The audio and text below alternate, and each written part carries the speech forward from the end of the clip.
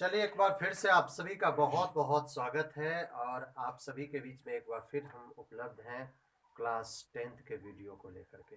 और आज हम मैथमेटिक्स पर चर्चा करेंगे।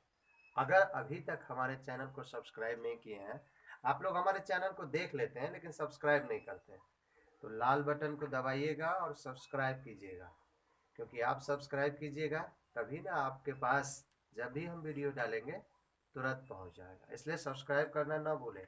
आप लोग इसमें थोड़ी सी कंजूसी कर देते हैं। जैसे आप लोग भोज में मिठाई खाने में कंजूसी नहीं करते हैं ना, वैसे ही हमारे चैनल को भी सब्सक्राइब करने में कंजूसी नहीं कीजिए। तो चलिए आज हम मैथमेटिक्स के सबसे इम्पोर्टेंट जो टॉपिक है, जो पार्ट है क्लास 10th में, वो है आपको त्रिकोणमिति। जी हाँ, त्रिकोणमिति, ट्राइग्नोमेट्री कहते हैं इसको। सबसे पहले आज हम इसके कुछ बेसिक चीज़ों पर चर्चा करेंगे, कुछ बेसिक चीज़ों पर। तो सबसे पहले त्रिकोणमिति कहाँ से शुरुआत होती है, कैसे होती है?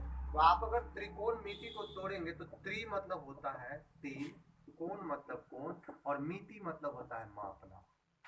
तीन कोण वाले चीज़ों को हम लोग इससे मापते हैं।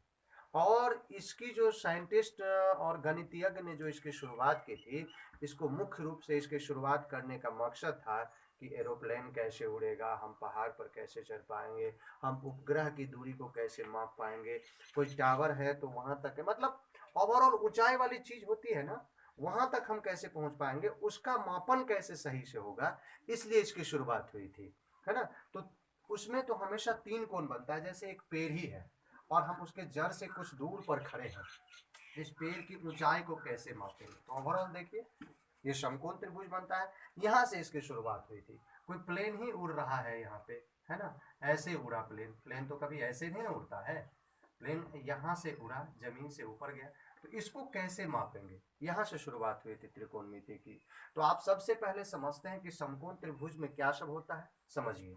तो देखिए, इसको हम लोग लंब कहते हैं, इसको आधार कहते हैं, और इसको कर्ण कहते हैं। आपको पता है, समकोण त्रिभुज की ही देन है त्रिकोणमिति। अर्थात समकोण त्रिभुज नहीं बनेगा तो त्रिकोणमिति नहीं आएगा। इट मीन्स कि समकोण त्रिभुज से त्रिकोणमिति ने जन्म लिया है, त्रिकोणमिति से समकोण त्रिभुज ने जन्म नहीं लिया है। तो आप समझिए, लंब, आधार और कर्ण, ये तीन चीजें होती हैं। इसी को अगर हम बट्टा में लिखें तो कैसे लिख सकते हैं, कितने तरीके से लिख सकते हैं? तो देखिए, हम लोग ऐसे लिख सकते हैं, इसको लंब बटा कर्ण, पहला। दूसरा लिख सकते हैं इसको आधार बटा कर्ण, है ना। और तीसरा लिख सकते हैं इसको लंब बटा आधार, लिख सकते हैं ना। इसके अलावा देखिए, जितने तरह से लंब, आधार और कर्ण को हम लोग बट्टा में लिख सकते हैं, आपस में एक दूसरे को संबंध दर्शा करके, उतने ही चीज होते हैं। अब बहुत खुशी होगी हमें, तो इसका हम लोग क्या कर देंगे, बट्टा कर देंगे। फिर से इसको उल्टा कर देंगे, तो क्या हो जाएगा, कर्ण बटा लंब, है ना। ये क्या हो जाएगा, कर्ण बटा आधार, है ना।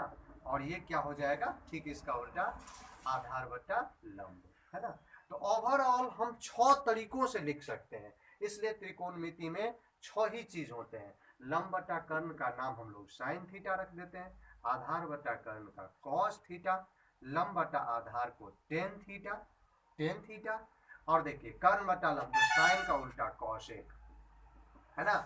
कर्ण बटा आधार का कॉस का उल्टा क्या हो गया, सेक, क्योंकि आधार बटा कर्ण का उल्टा कौन है, कर्ण बटा आधार। और लंब बटा आधार टेन है, तो आधार बटा लंब क्या हो गया, कॉस थीटा। तो ये 6 चीजें होती हैं, है ना।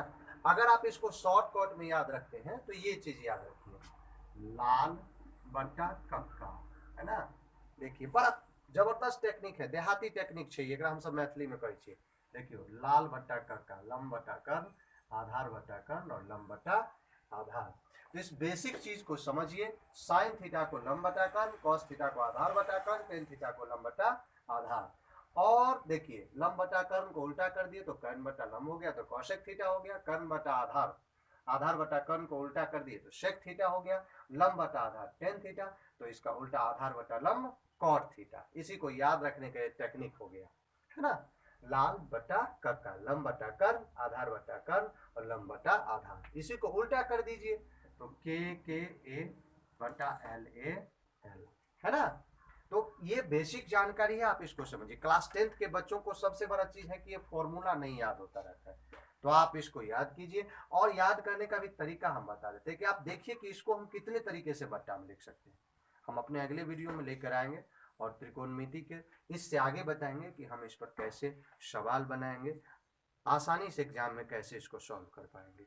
हमारे अगले वीडियो का इंतजार कीजिए और अन्नू लाइव चैनल को जरूर सब्सक्राइब और शेयर करें।